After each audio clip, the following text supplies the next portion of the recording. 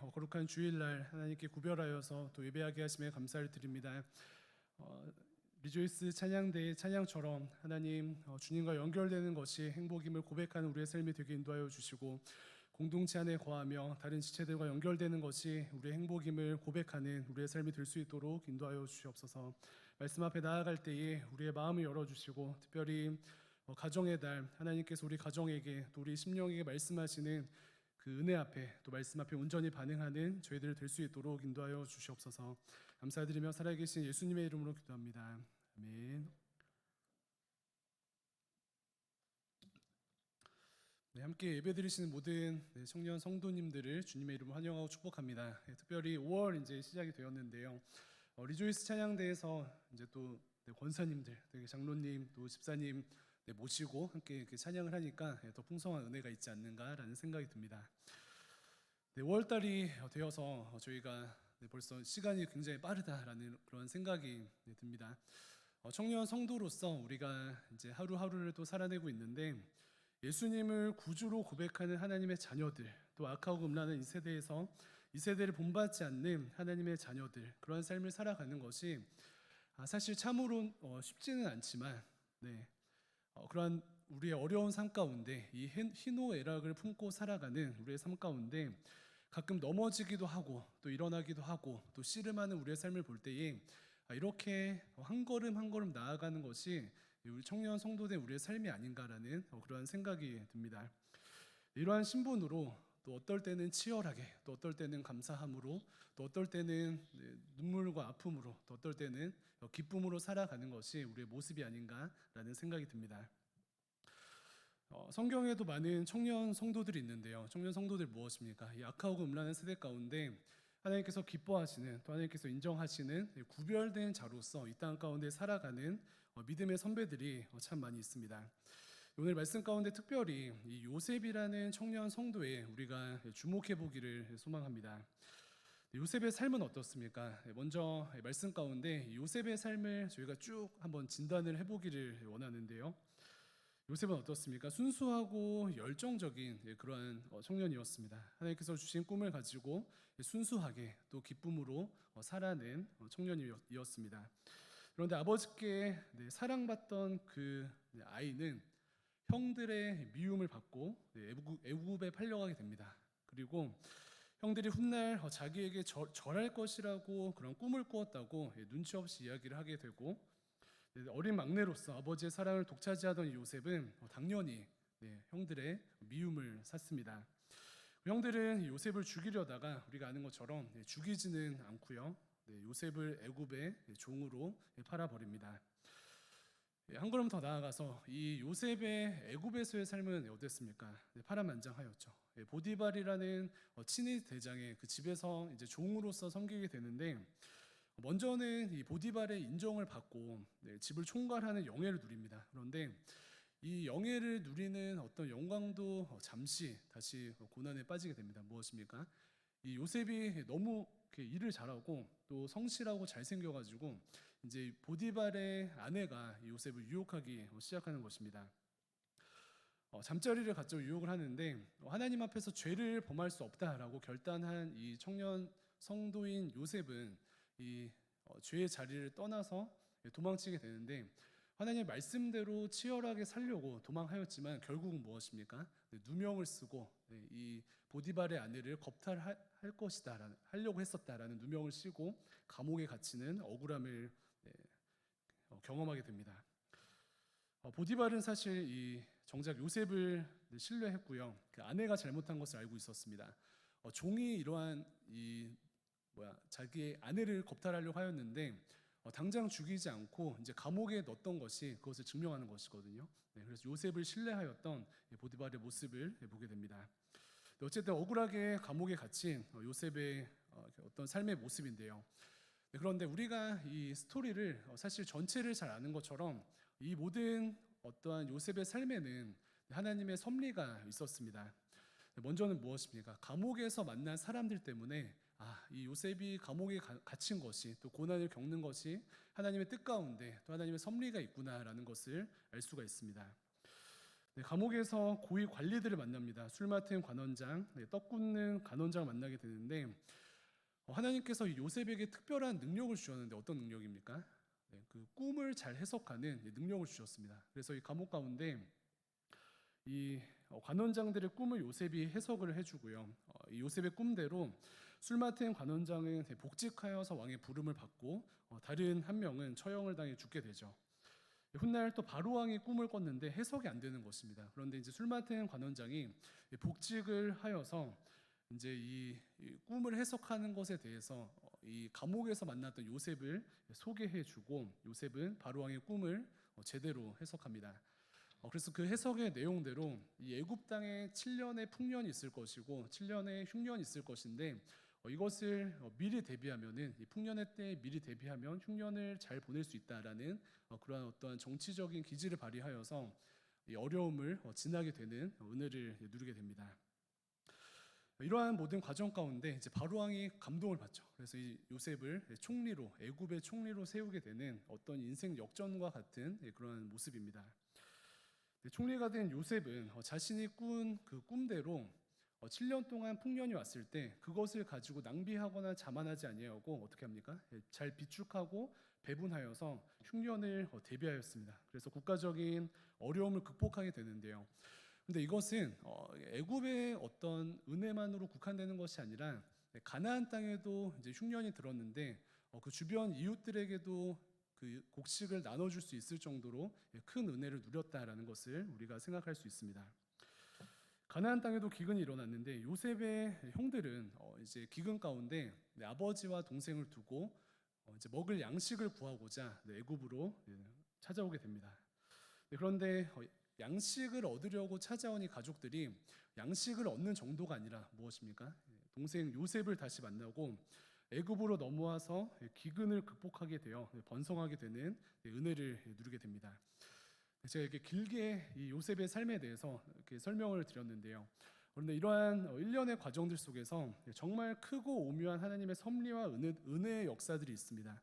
그런데 우리는 이 과정들을 보면서 하나님의 역사하심과 또 은혜들을 우리가 주목하게 되는데 오늘은 이 말씀을 통하여서 이 청년 성도된 요셉의 마음에 좀 주목해 보기를 소망합니다. 이 과정을 통과하고 또 창세기 45장을 통과하는 이 요셉의 마음, 청년 성도된 요셉의 마음에 주목해 보기를 원합니다.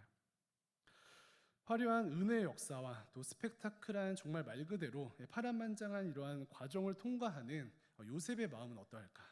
그 요셉의 마음에 주목하며 하나님께서 나에게도 동일하게 말씀하시는 그 은혜가 무엇인가? 그 은혜에 주목하며 하나님께서 예비하신 은혜로 우리의 삶을 채우고 또 예비하신 회복을 경험하는 모든 청년 성도분들 되시기를 주님의 이름으로 축원드립니다. 요셉이 애굽으로 팔려갔지만 하나님의 섭리 가운데 애굽과 가나안 땅을 풍족하게 하는 구원하는 자로 크게 쓰임 받았습니다. 그런데 다시 한번 이 하나님의 역사하심과 또 요셉이 사용된 것 자체는 너무나도 화려하고 영광이고 아름다운데 다시금 우리가 무엇을 주목합니까? 이 요셉의 마음은 어땠을까? 이 모든 파란만장 치열한 이 젊음의 때를 통과한 요셉의 마음은 어땠을까? 그리고 이 45장에서 형들을 다시 만난 자기를 죽이려고 또 괴롭혔던 그 형들을 다시 만난 요셉의 마음은 어땠을까? 그것을 생각해 보기를 소망합니다. 사랑하는 형들에게 배신당하고 구덩이에서 죽음을 경험하고 종이 되어서 인정은 받았지만 그 영광도 잠시죠. 누명을 쓰고 감옥에 가는 청년 요셉. 그의 삶은요, 사실 말 그대로 우리가 성경에서는 표현하지 않지만 그의 삶은 말 그대로 트라우마로 가득 찬 삶이었을 것입니다. 아무리 총리가 되었다 한들 이 죽음을 통과하는 것과 같은 수많은 고난들이 그의 삶을 여전히 붙잡고 있지 않았을까, 그의 발목을 붙잡고 있지 않았을까라는 염려가 드는 것입니다. 그런데 감사하게도 우리가 오늘 이 창세기 45장을 이제 그 과정 가운데 좀 뛰어넘어서 45장을 함께 읽었는데 이 45장을 보면은 요셉의 마음이 좀 풀리고 있는 것 같아요. 앞장까지의 모습은 고난 가운데 총리가 된 요셉이 양식을 구하러 찾아온 형들을 이제 만납니다. 그래서 엎드려서 절하며 자신의 꿈대로 그 꿈이 실현된 그 형들의 엎드려 절하는 모습 가운데 다시 이제 상봉하게 되는데요. 형들은 아직 요셉을 알아채지 못했지만 이전과 다르게 악하고 완악하였던 그 형들의 모습이 아니라 이제는 온유해지고 소위 인간적인 말로 좀 착해지고 유해진 형들을 보면서 요셉의 마음이 좀 풀리지 않았는가라는 생각이 듭니다. 근데 1절부터 3절까지의 말씀을 보면은 그 변한 형들의 모습을 보고 요셉이 마음이 풀리는 정도가 아니라 통곡하였다라고 기록하고 있습니다. 통곡하였다. 부르짖었다.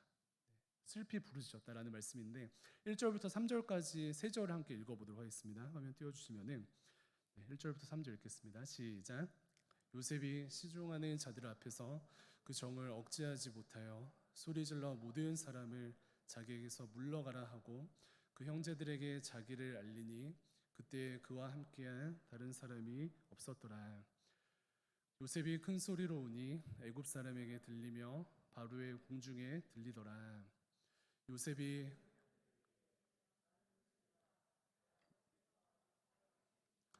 형들이 그 앞에서 놀라서 대답하지 못하더라. 아멘. 형들을 다시 만나서 형들의 진짜 마음이 어떻게 변했는지 보기도 하고 또 양식을 주기 전에 이런저런 이제 과정을 거치고 있는데 다시금 예전과는 다른 완악하고 폭력적이었던 모습에서 조금은 온순하여진 그 형들을 다시 보게 되니 요셉은 감정을 주체하지 못합니다. 그런데 오늘 본문 말씀에서는 요셉이 울었다라고 표현하는 그 원어를 보면은 천둥같이 울었다. 이 울음소리가 온 땅을 가득 덮을 정도로 천둥같이 마음을 쏟아내며 울었다라고 기록을 하고 있습니다. 그래서 애굽 사람과 바로의 공중에까지 이 울음소리가 들렸다라고 기록을 하는데요. 그 과정 가운데 형들에게 자신의 정체를 밝힙니다. 그런데 창세기 50장에서도 사실 요셉의 눈물이 한 번 더 등장하지만 오늘 본문에 등장하는 이 요셉의 통곡과 눈물을 통하여서 지난날 고난 가운데 억눌렸던 또 힘들었던 이 요셉의 삶이 풀리는, 마음이 풀리는, 또 답답하고 억울하고 힘들었던 마음이 풀리는 이 은혜의 역사가 오늘 일어나지 않았는가라는 그러한 생각이 듭니다. 억눌렸던 아픔과 상처가 치유받는 출발이 오늘 이 본문 말씀 가운데 임하게 된 것입니다. 변하고 온순하여진 형들을 바라보며 또 그간의 어떤 과정들 속에서 자신의 마음 가운데 어떤 위로가 임하며 통곡하며 천둥 소리같이 통곡하는 이 요셉의 이 시간들이 요셉에게 참된 회복을 주지 않는가라는 생각이 드는 것입니다. 특별히 어떤 치유입니까? 형들에 대한 미움의 치유라고 생각이 듭니다. 형들에 대한 미움이 어땠을까요? 다시 한번 성경은 기록하고 있지 않지만 자신을 죽이려고 하고 또 애굽의 종으로 팔았던 이 형들을 생각할 때 정말 풀리지 않는 이 상처와 트라우마가 요셉에게 있었을 것인데 온순하여진 형들의 모습 그리고 이 모든 과정에서 하나님께서 허락하시는 위로를 경험한 요셉은 형들에 대한 마음이 풀리고 억울하고 힘든 상처받은 마음이 온전케 되는 그러한 시간이 되었습니다. 그래서 오늘 설교의 제목은요, 요셉의 마음이 풀리다입니다. 그래서 정확하게 다시 한번 설교 제목을 말씀드리면은 요셉의 마음이 풀리기 시작하다라고 이야기할 수 있습니다. 그래서 바라기는 여기 함께 예배드리는 모든 청년 성도들의 삶 가운데 이 마음이 풀리는 요셉의 역사하심이 우리의 삶 가운데 임하기를 간절히 소망합니다. 그래서 여러분들 마음 가운데 풀리지 않고 또 눌려 있고 상처받고 치유되지 않은 무언가가 있다면은 이 시간 요셉처럼 우리의 마음이 풀리고 삶이 풀리는 은혜 역사가 충만하게 임하기를 주님의 이름으로 축원드립니다. 사명자로 서 있고 사실 총리로도 쓰임 받고 이러면서 이제 칭찬 받고 또 박수 받을 수 있는 요셉의 모습이지만 여러 삶 가운데 답답함으로 막혀 있었을 이 요셉의 마음이 풀리기 시작하는 엄청난 순간입니다. 그래서 가정의 달을 시작하는 이 5월을 저희가 맞이할 때에 오늘 이 본문 말씀의 요셉처럼 가정 안에서 특별히 가정 안에서 사랑하는 모든 청년 성도들의 마음이 풀리기를 주님의 이름으로 축원을 드립니다.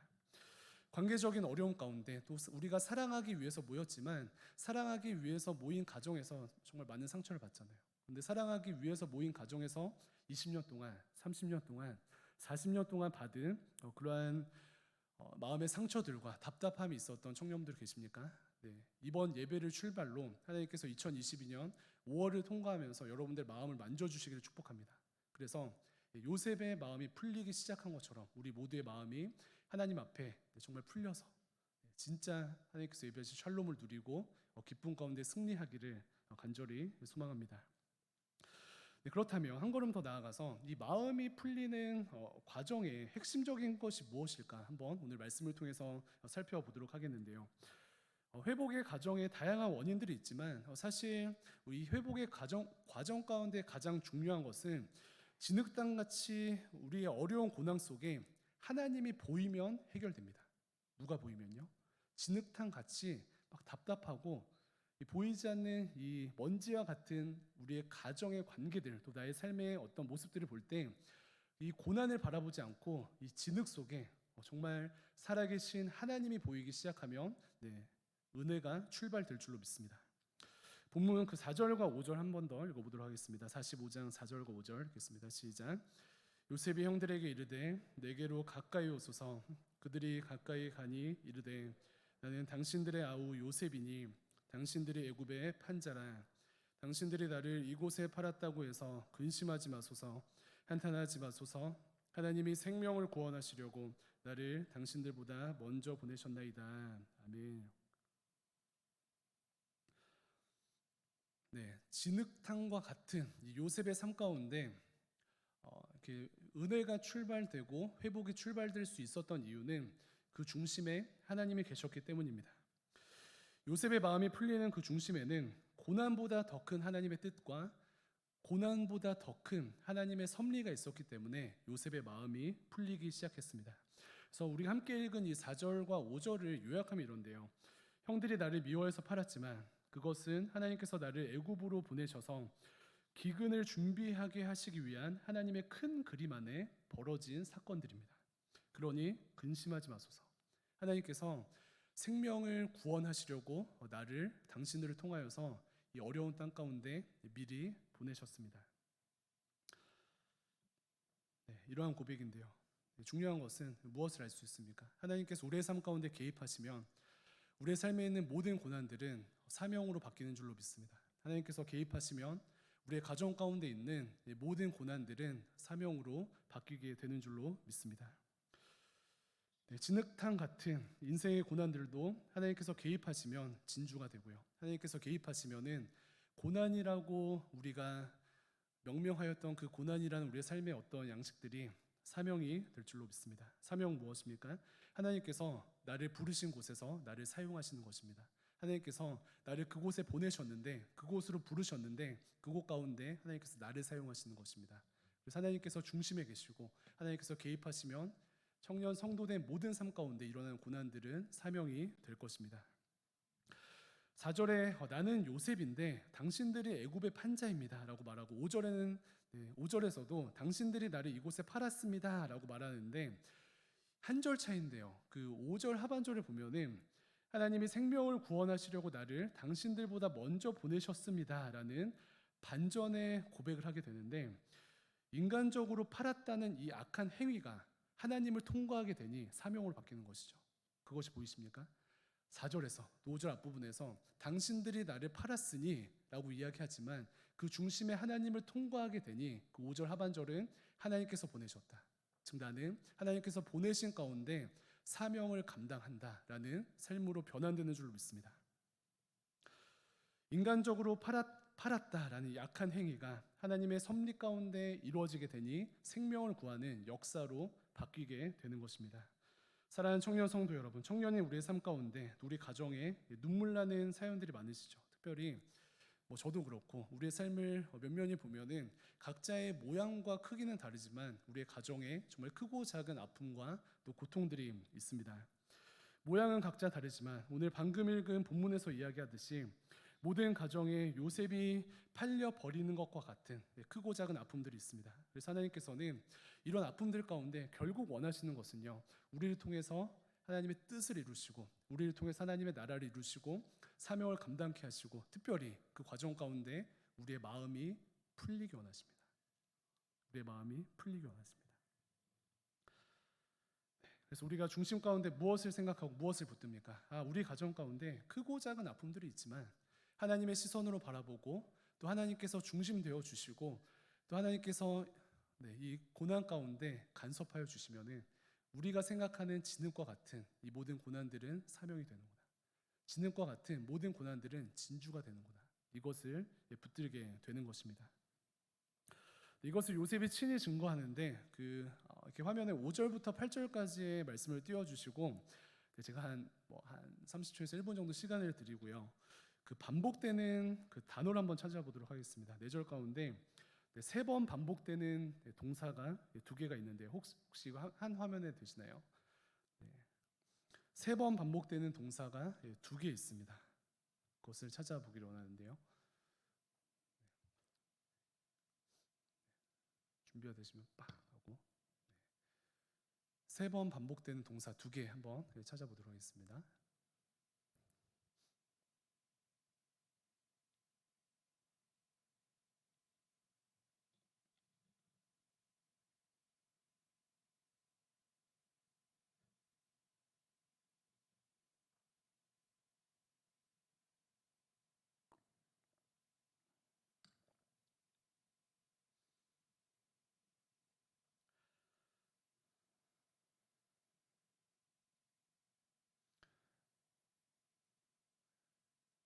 힌트를 드리면은 두 번째 단어는 8절에 다 모여 있습니다.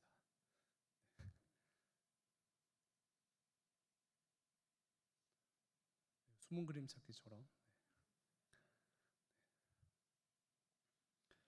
찾으셨습니까? 먼저는 어떤 단어일까요? 화면 계속 띄워주시면요. 먼저는 보내셨다라는 단어입니다. 보내셨다. 어디죠? 5절에 먼저 보내셨나이다. 7절에 나를 먼저 보내셨나니. 8절에 나를 이리로 보낸 이는. 세 번 성경에서 이제 3번 반복했다는 것은 완성을 의미합니다. 완전수를 의미하는데 그렇다면 우리가 인간적으로 생각할 때는 형들이 나를 팔아먹었구나. 이 고난 가운데 이 악함으로 내가 고난을 당하는구나라고 생각하는데 하나님께서 3번 보내셨다는 것은 무엇을 의미합니까? 하나님께서 보내셨다는 거예요. 하나님께서 보내셨다. 또 8절에 3번 반복된 거 무엇입니까? 찾으셨나요?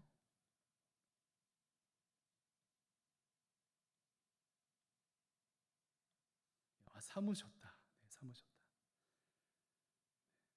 그래서 5절, 7절, 8절 말씀을 보면은 다시 한번 먼저 하나님께서 보내셨다라는 말씀 가운데 하나님께서 큰 구원으로 당신들의 생명을 보존하고 당신들의 후손을 세상에 두시려고 나를 당신들보다 먼저 보내셨나니 생명을 보존하시려 나를 보내셨다. 이렇게 말씀하시는 것입니다. 하나님께서 보내셨다는 이 진리가 요셉을 자유케 한 줄로 믿습니다. 하나님께서 삼으셨다라고 말씀하시는 3번 말씀하시면서 완성하시는 하나님께서 역사하셨구나, 간섭하셨구나, 이것은 인간의 실수로만 생각하는 것이 아니구나 라고 해석되는 이 해석이 요셉을 자유케 한 줄로 믿습니다. 8절 하반절 한번 보여주시면요. 8절 하반절 말씀 한번 같이 읽겠습니다. 시작. 하나님이 나를 바로에게 아버지로 삼으시고 그 온 집에 주로 삼으시며 애굽 온 땅의 통치자로 삼으셨나이다. 아멘. 여기서도 아까 말씀드린 것처럼 삼으셨다라는 것이 3번 반복하죠. 삼으셨다라는 것은 하나님께서 결정하셨다는 거예요. 하나님께서 요셉을 애굽의 총리로 결정하셔서 총리가 된 것이 중요한 것이 아니고 애굽의 총리로 결정하셔서 이스라엘 백성들을 구원하시기로 결정하셨다. 그렇기 때문에 이 모든 진흙탕 같은 과정 가운데 누가 주인 되어 계십니까? 하나님께서 주인 되어 주신 거예요. 하나님께서 결정하시고 보내시고 세우시는 이 하나님의 주권적인 사역 아래 요셉은 자신의 삶을 해석하게 되고 마음이 풀리게 되는 것입니다. 사랑하는 청년 성도 여러분, 그래서 이 요셉의 삶을 보면서 다시 한번 우리의 삶을 좀 묵상해 볼까요? 가정에 요셉이 경험한 것 같은 기억하고 싶지 않은 지독한 아픔과 상처가 있으십니까? 머리로는 절대 풀리지 않고 마음으로도 아직은 풀리지 않은 나만이 가지고 있는 아픔이 있으신가요? 마음이 풀리는 이 요셉의 은혜가 모든 청년 성도님들 마음 가운데 임하기를 주님의 이름으로 축원합니다. 인간적으로는 진흙탕 같은 우리의 이 쳐다보기 싫은 끈적거리는 이 진흙탕 같은 나의 삶이 우리 가정이 하나님의 손에 붙들리며 또 하나님께서 말씀하시며 또 하나님께서 간섭하시며 진주가 될 것입니다. 아니 이미 여기 계신 모든 청년 성도들은 하나님의 손에 붙들려 계시죠. 그렇기 때문에 하나님께서 일을 시작하셨어요. 내 생각에는 아직도 해석되지 않고 내 생각에는 아직도 아프기만 하고 내 생각에는 아직도 하나님께서 무엇을 하시는지 볼 수 없는 여러 가지 답답함 속에서 그런 하나님께서 이미 일을 시작하신 줄로 믿습니다. 이것을 붙드는 것입니다. 요셉도 인간적으로는 형들을 용서할 수 없지만 이 모든 상황이 우리의 구주 되신 하나님의 손 아래 있고 또 하나님께서는 우리의 아픔과는 비교할 수 없는 큰 은혜와 섭리로 우리의 삶을 이끌으시기 때문에 우리를 사용하시기 때문에 우리의 사명자로 세우시기 때문에 그렇기 때문에 여전히 아프지만 이것은 상대화되는 것이죠. 크신 하나님의 섭리와 뜻을 바라보며 그 사명 가운데 들어가며 이 상처를 극복하는 것입니다. 이 상처를 이겨내는 것입니다. 고난의 양과 은혜의 양이 같은 것 같습니다. 그래서 저는 이것을 이제 국가대표 스피릿이라고 이제 정의를 하고 요즘 막 이렇게 나누고 있는데 국가대표 분들은 어떻습니까? 훈련의 질과 양이 다르시죠. 그래서 사실 그들이 이제 누리는 어떤 영예와 혹은 결과는 그들이 겪었던 고난과 비례하는 것 같아요. 그래서 그들이 정말 열심히 목숨 걸고 아무도 따라올 수 없을 정도의 훈련량을 감당하고 그것을 견디는 이유는 무엇입니까? 특별한 사람이기 때문에 그렇습니다. 그런데 저는 이것을 청년 성도된 모든 청년들에게 적용합니다. 살아가면서 우리 가정은 왜 이러나? 나의 삶은 왜 이러나? 주변 사람들은 그냥 적당히 살아가고 그냥 적당히 편하게 살아가는데 우리 가정은 왜 이러나? 내 삶은 왜 이러나? 하나님 나한테 왜 그러시나? 그런 질문이 드는 청년 성도들 계십니까? 은혜를 기대하시기 바랍니다. 왜 그래요? 왜 그래요? 하나님께서 여러분들을 신앙의 국가대표로 세우셨기 때문에 그렇습니다. 지난 날을 돌아보았을 때 왜 나의 삶에 이런 고난들이? 라고 하였을 때 하나님께서 나를 이렇게 사용하시기 위해서 요셉처럼 총리가 되는 게 중요한 게 아니고 생명을 구원하시기 위해서 또 영혼들을 구원하시기 위해서 하나님의 뜻 가운데 나를 사용하시기 위해서 이것들을 허락하셨구나. 이것이 해석될 때에 우리의 삶은 하나님께 연결되어서 은혜 가운데 승리하게 될 줄로 믿습니다. 하나님께서 큰 계획하심이 있는데 이것은 제가 이제 위로차 드리는 말씀이 아니고요. 그냥 그렇다고 말씀드립니다. 우리가 국가대표니까 위로받으세요가 아니라 여러분들은 국가대표니까 그렇게 될 것입니다. 이것을 붙드는 것이요. 하나님으로부터 시작하는 요셉의 인생에는 불평이 없습니다. 하나님으로부터 시작하는 요셉의 인생에는 묶인 것이 없습니다. 마음이 풀리고요. 하나님으로부터 시작된 요셉의 인생은 사명을 감당합니다. 가정의 달을 맞이하여서 이러한 은혜가 여기 계신 모든 청년 성도님들의 삶 가운데 또 가정 가운데 정말 충만하게 임하시기를 주님의 이름으로 축원드립니다. 그래서 5월 한 달 동안 묵상해 보세요. 나의 삶은 무엇인가? 우리 가정은 무엇인가? 이것이 어떠한 하나님의 섭리 가운데 진행되고 있는가? 진행되어져 왔는가? 앞으로 진행될 것인가?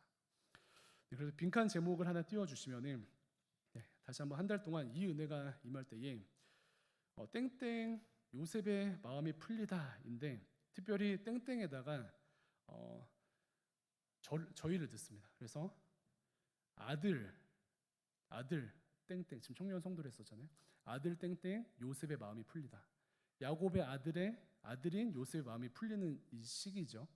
그리고 동생 자신을 괴롭혔던 형들의 동생 땡땡 요셉의 마음이 풀리다. 그래서 여기다가 내 이름을 넣어보는 거예요. 저 같은 경우 저도 마찬가지죠. 아들 준이의 마음이 풀리다. 동생 준이의 마음이 풀리다. 이런 식으로 한번 넣어볼까요? 속으로 말씀해 보겠습니다. 자신의 신분과 이름을 넣어서 읊조려 보겠습니다.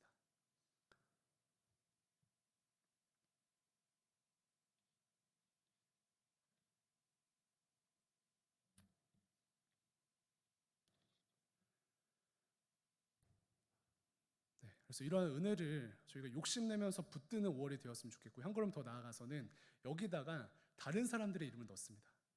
그래서 부모님의 이름을 넣으셔도 되고요. 형의 이름을 넣어도 되고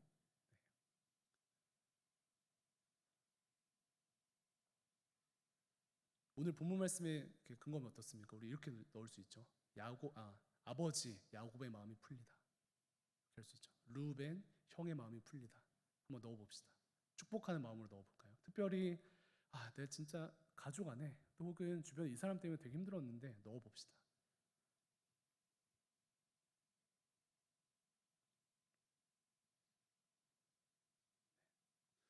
그리고 우리의 입술의 권세에 힘이 있고 또 우리의 기도의 능력이 있거든요. 그래서 5월 동안 이것을 가지고 우리 자신을 축복하며 주변을 축복하실 때에 하나님께서 예비하신 충만하신 은혜가 2022년 가정의 달을 맞이한 5월 가운데 충만하게 임할 것입니다. 이 은혜를 누리고 승리하기를 간절히 소망합니다.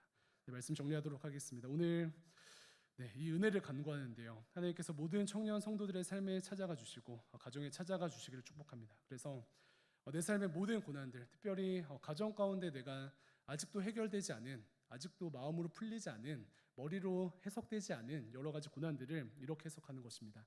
형들이 팔았다가 아니라 하나님이 보내셨다. 형들이 팔았다가 아니고 하나님이 세우셨다. 이것으로 보내기를, 바꾸기를 소망하고요. 궁극적으로는 골방에서 우셨으면 좋겠어요.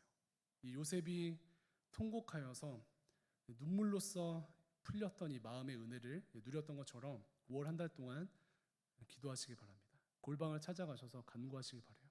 그래서 하나님과 내가 가지고 있는 상처를 직면하시기 바랍니다. 내가 풀리지 않은 이 묶여있는 것을 가지고 직면하시기 바랍니다. 하나님께서 말씀하실 거예요. 위로하여 주실 것이고 깨닫게 하여 주실 것이고 풀리게 해 주실 것입니다. 그래서 그 열쇠는 우리한테 있습니다. 그래서 5월 한 달 이 은혜를 누리셔서 6월 달에는 우리가 좀 더 가벼운 마음과 또 더 큰 사명을 위해서 함께 한 걸음 나아갔으면 좋겠습니다. 그래서 하나님께서 우리가 나아가지 못하는 우리를 붙잡고 있는 무엇을 가정 안에서 우리 삶 가운데 끊어주심으로 또 사단을 결박시키심으로 하나님께서 예비하신 이 승리의 은혜가 충만하게 임하기를 간절히 소망합니다. 옆에 있는 분들과 이렇게 기도할 텐데요. 이름을 불러가시면서 형제님 마음을 푸세요라고 인사하겠습니다. 시작.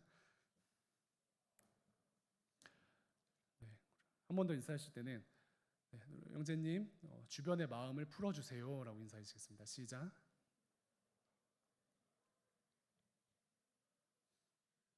기도하겠습니다.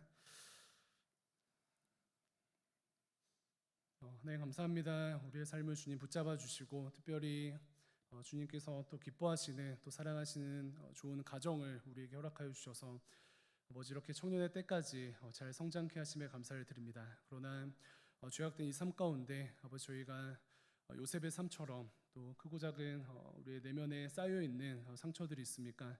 시간 하나님 앞에 가지고 나아가게 인도하여 주시고 특별히 하나님의 크신 섭리와 또 역사하심을 바라보며 이 5월 한 달이 우리의 마음 가운데 또 머리로 아직 풀리지 않은 모든 삶의 문제들과 아픔들이 또 관계에 얽힌 것들이 기쁨으로 풀리는 아버지의 시간 될 수 있도록 인도하여 주시옵소서. 은혜를 기대하게 하시고 하나님께 담대하게 간구하며 부르짖는 우리의 삶이 되게 인도하여 주시옵소서. 감사드리며 살아계신 예수님의 이름으로 기도합니다. 아멘. 다 같이